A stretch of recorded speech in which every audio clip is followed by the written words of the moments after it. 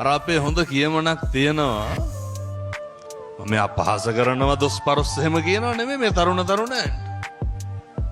අහලා තියෙනවද කිරිබුණ කාලේ බත් කන්න එපා කියලා. ඒක දරා ගන්න හරි අමාරුයි. ඉගෙන ගන්න කාලේ කරන්න ඕනේ ඉගෙන ගන්න එක.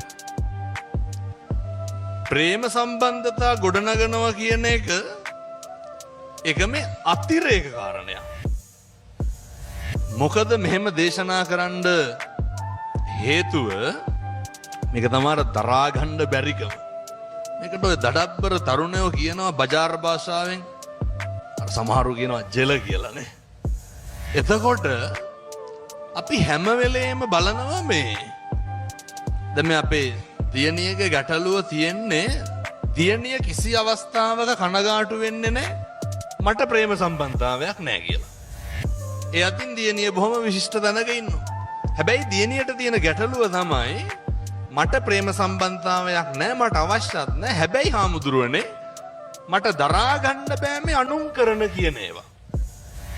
මට දරා ගන්න බෑ මේ අනුන්ගෙන් එන අපවාද පීඩනය. එක ජීවිතේ පුරුදු වෙන්න ඕන පුතේ මේ ගහගෙන ඉන්න සියලු දෙනාම දැනගන්න එක හොඳයි. මේ ජීවිතේ අපි කේන්ති ගන්න තරමක් කේන්ති ගන්න කවුරු හින්දාද? අනුන් හින්දා. මේ ජීවිතේ කලබල වෙන තරමක් කලබල වෙන්නේ කවුරු හින්දාද?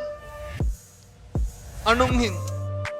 හැබැයි අපිට ඊට වඩා ඔය සංස්කෘත පඬිවරයෙක් කියනවා නච්චාදේපි කවුපේනං දංශමස කාපහම් සුනක් පුච්චමෙවර්තම් පණ්ඩිතං ධර්ම වර්ජිතං.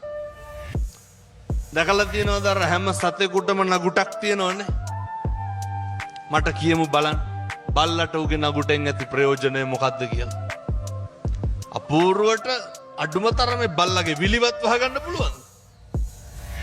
අපූර්වට නැට්ට කපු බල්ලෝ අපූර්වට රාජකාරී කරන්නේ නේ.